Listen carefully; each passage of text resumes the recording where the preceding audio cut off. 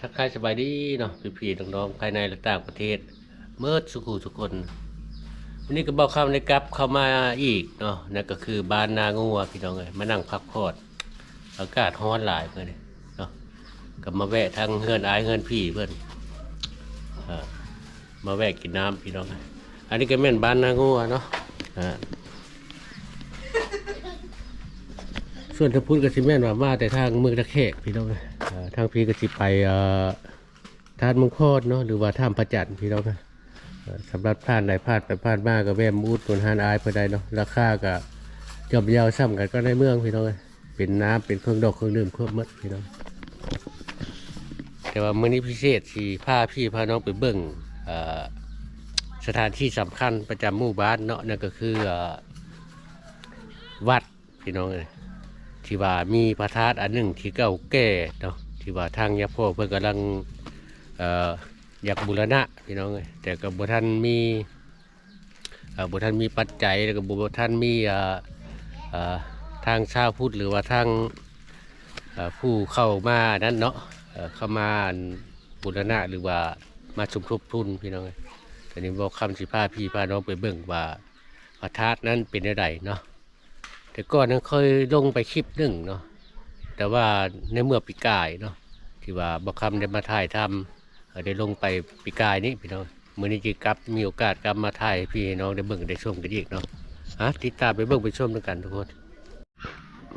อันนี้ก็เป็นหมู่บ้านหนึ่งเนาะพี่น้องเนาะที่ว่าเป็นหมู่บ้านน้อยๆเนาะที่ว่าอยู่รอบเรียบ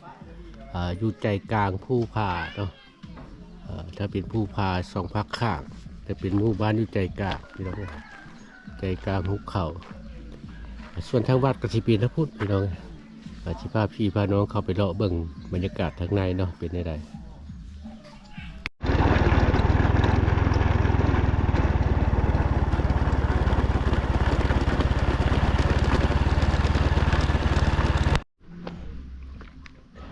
อันนี้ก็เป็นวัดบ้านนางัวพี่น้องที่รอบเรียบอยู่ในใจกลางภูผาเนาะหมู่บ้านนี้ก็ประมาณ50กว่าหลังคาเนาะก็มีวัดอันนี้ก็เป็นวัดเก่าแก่วัดหนึ่งพี่น้องที่เคยบอกคำเคยลงคลิปไปเมื่อปีกายนี้เนาะอยู่ในช่องของเบาขมวดเมืองลาวพี่น้องวันนี้มีโอกาสจะกลับมาเก็บภาพบรรยากาศให้พี่ให้น้องได้เบิ่งได้ชมกันอีกตอนนี้ก็บ่ายสามพี่น้องตาเวียนก็ยังฮ้อนกึบอยู่ส่วนทางพูดก็จะเป็นกุฏิเนาะกุฏิของยาพ่อพี่น้องส่วนทางนี้ก็จะเป็นอารามวัด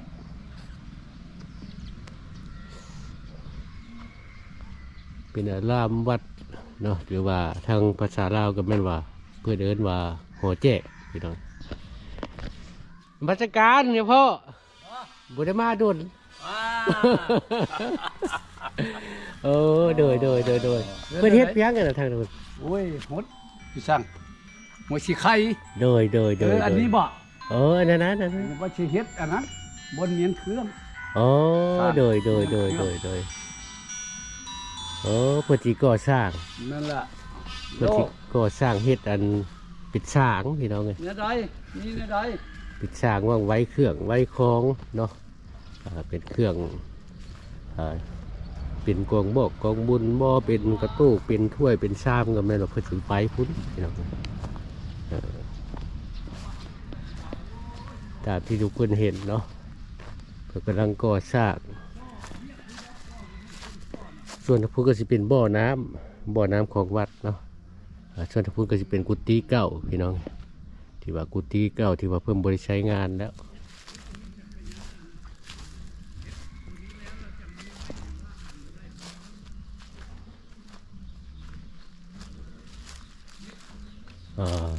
เพิ่นยังบนเทพื้นเนาะมีแต่ตั้งมงกบคือว่าการก่อสร้างก็ยังบ่ทันแล้วพี่น้องบ่ทันเทเนาะบ่ทันเทพี่น้องถือว่ายังขาดยังเขิน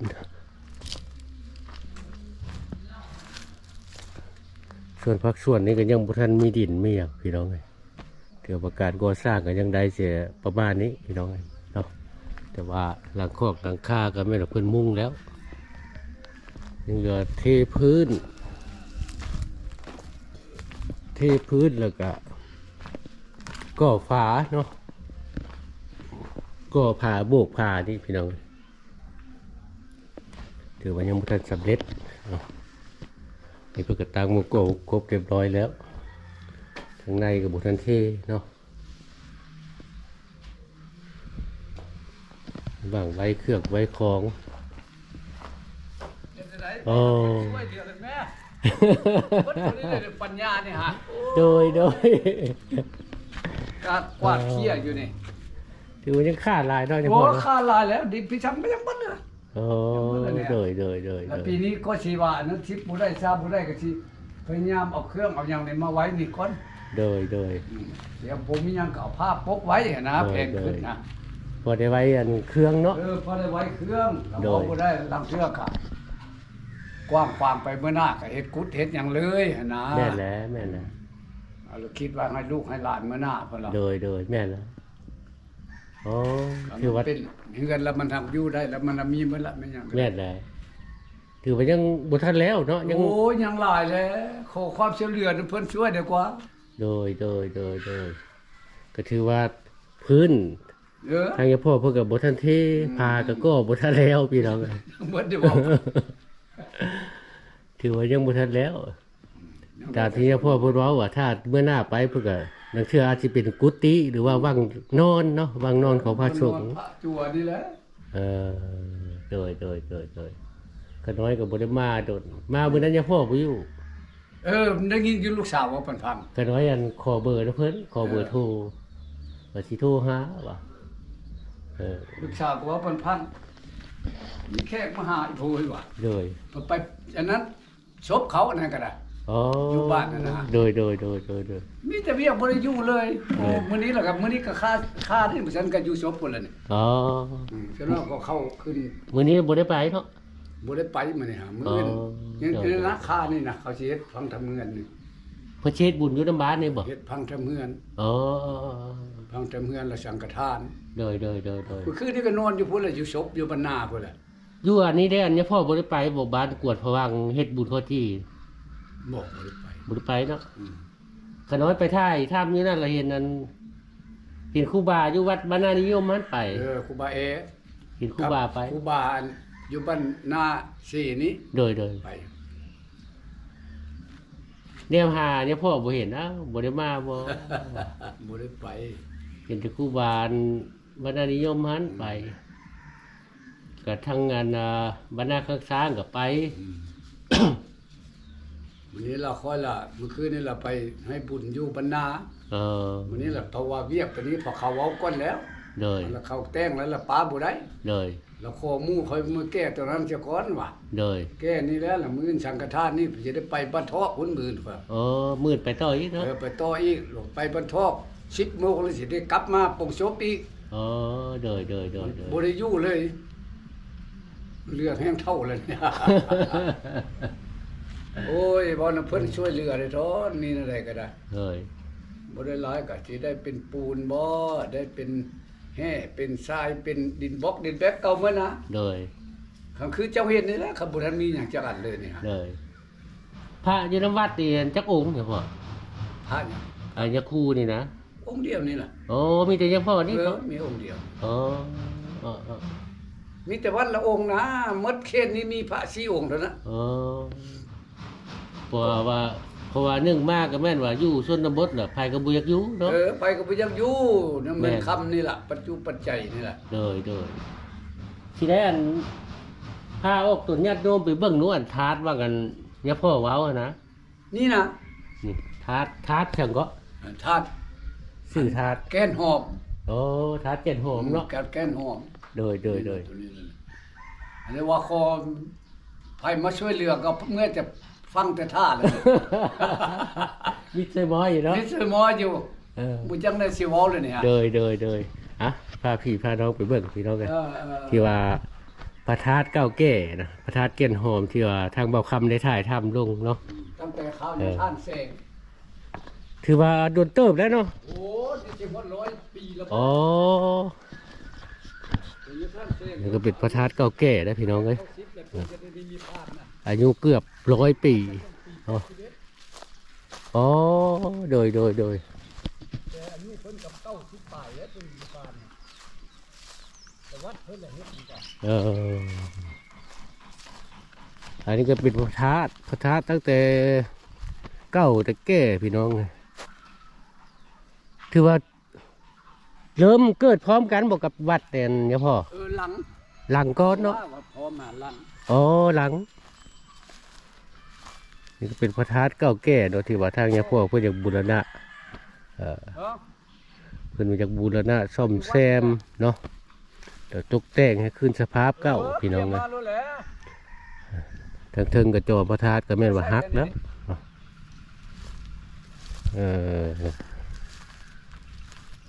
ครับจะน้อยก็ได้ก็ ธาตุเก่าแก่ เพราะคนญาติโยมมาหาแล้วผู้เดียวก็จะไปเฮ็ดเป็นเนาะ ทั้งพี่ก็แม่นว่าสิค้นแล้วนะดินโซ่เข้าไปสิค้นดอกทุกคนสังเกตเบิ่งเนาะถือว่าเก่าหลาย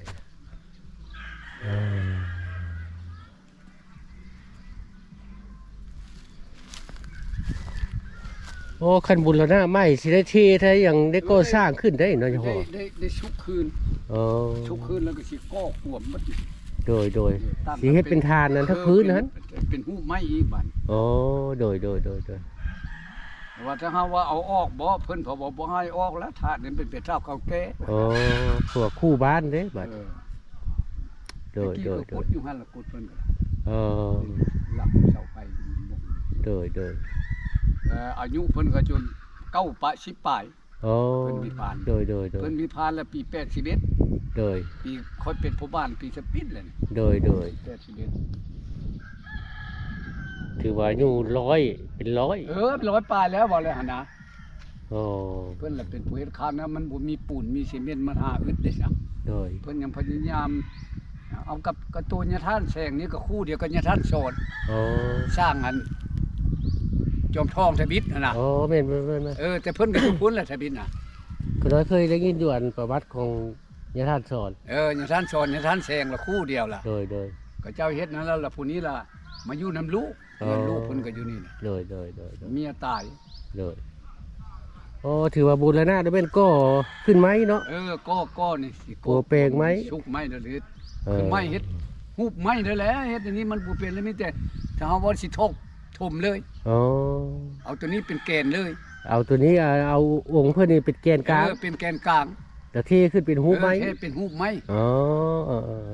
คันเฮาสิอันเอาออกพะยามันเพราะว่ามันเป็นของเก่าแก่แล้ว อ๋อ นะ แม่นแล้วยามบ่เป็น เออ หยัง ผม มา เก่าแก่ ลูกหลานไปตีโอ้ยถ้าดีบ่ดีไปเอาออกหั่นนะ อ๋อแม่นแล้ว ปรึกษาเด้อแล้วคันมันมาได้มีผู้มาช่วยมาอ่านแปลงแล้วสิเอา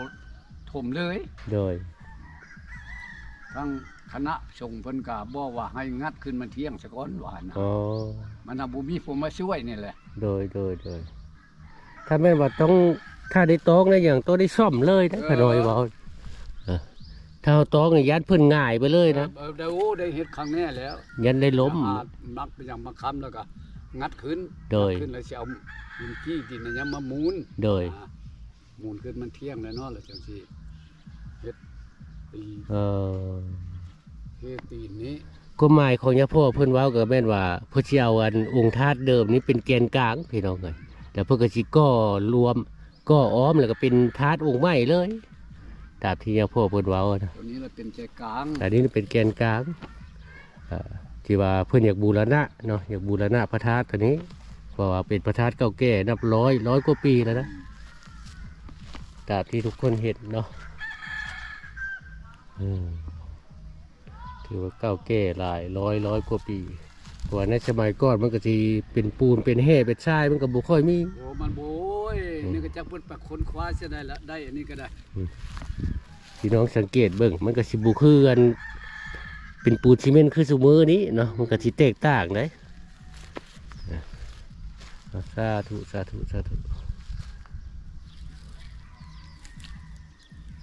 มื้อนี้แหละข้าเวียกอยู่บ้านนี้เนาะ แม่นล่ะ อ๋อ บ่ได้ไปทางใด เด้อ แม่นล่ะศิลปะเขาโทรมาถาม เอออันนี้ก็เป็นทางหอแจกเนาะพี่น้องเนาะหรือว่าอารามเนาะก็ถือว่าเก่าแก่หลายพี่น้องเพราะว่าทางอันอารามใหญ่พุ่นเนาะแล้วสิเป็นมุ้งกระเบื้องพี่น้องส่วนภาคส่วนที่ว่าเพิ่นต่อเสียออกมานี่ก็สิเป็นมุ้งสังกะสีนะพี่น้องเขาเอิ้นเสียเนาะหรือว่าเสียทางพังลาวเพิ่นเอิ้นว่าเสียเนาะที่ว่าต่อลงมาอันกลางอันมุ้งอันนี้นะมุ้งอันบันไดพี่น้องทางฝั่งลาวเพิ่นเอิ้นเสียภาคส่วนทางนี้ก็สิเป็นสังกะสีนะก็ถือว่าการสร้างสาเพื่อก็ยังถือว่าขาดหลายพี่น้องทางพี่ก็สิแม่นเป็นว่างไว้ถ้วยไว้ซาบเนาะเวลาจังหันเวลาจังหันถวายอันยะพ่อพี่น้องก็ถือว่ายังขาดยังเกิดหลายเนาะก็อีกซึ่งนึงเนาะพี่น้องเนาะในวัดนี้ตามที่บอกคำเบิ่งเนาะก็ยังบ่ท่านมีอันหอกองเนาะหอกองหอคล้องก็ยังบ่มีพี่น้องหอกองหอคล้องถือว่ายังบ่มีนะเนาะทางกินทางกองทางคล้องเพิ่นก็สิได้เอาขึ้นมาไว้ในอารามใหญ่เนาะถือว่ายังขาดยังเกิดหลายเนาะหอกองหอคล้องแม่เราเพิ่นไว้ในอารามนี้ว่าเพิ่นยังบ่มีพี่น้องไงเนาะตามที่ทุกคนเห็นแล้วพ่อเพิ่นก็อยู่แต่เพียงแต่รูปเดียวหรือว่าองค์เดียวนะอยู่ในวัดพี่น้องว่าหนึ่งมากก็เป็นวัดที่ว่าอยู่ชนบทเนาะวัดอยู่ชนบทก็แม่นว่าการสร้างศาลก็หรือว่าการเฮ็ดบุญเฮ็ดทานเนาะคนที่มาอุปโมทนาก็อยากน้อยเนาะบุคือทางในเมืองนะพี่น้องเลยวัดทางชนบทก็ถือว่าเก่าแก่หลายเนาะตามที่ทุกคนเห็นโลกอารามก็ถือว่าชุดโทรมเก่าหลายเนาะกระบอกกระเบื้องกระชีกระคุกระพังมาแล้ว อันนี้ก็สิเพิ่นเฮ็ดเป็นเชียมุงบันไดเนาะกันพลพาเข้าอันนี้ภาคส่วนนี้เพิ่นก็จะเป็นสังกะสีทางคุณเป็นกระเบื้องเนาะถือว่ายังขาดหลายพี่น้องการตกตอกตกแต่งเนาะถือว่าเป็นวัดทางชนบทพี่น้องบอกคำสะออนแต่อันผู้ผ่าหมู่บ้านของกระเจ้าเนาะหมู่บ้านหรือว่าวัดของกระเจ้าเนี่ยอ้อมไปด้วยผู้ด้วยผ่า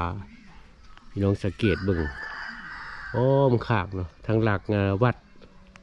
ทางหลังวัดนี่จะเป็นผู้เป็นผ่าอ้อมมดเนาะหมู่บ้านถือว่าสงบเงียบร่มรื่นดีพี่น้องไง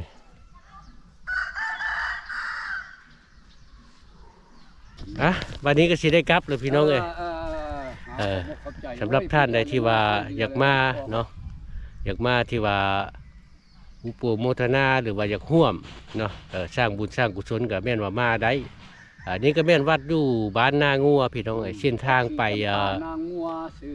เส้นทางไปบ้านนั้นไปท่านเมืองพรหรือว่าท่าประจัดพี่น้องไง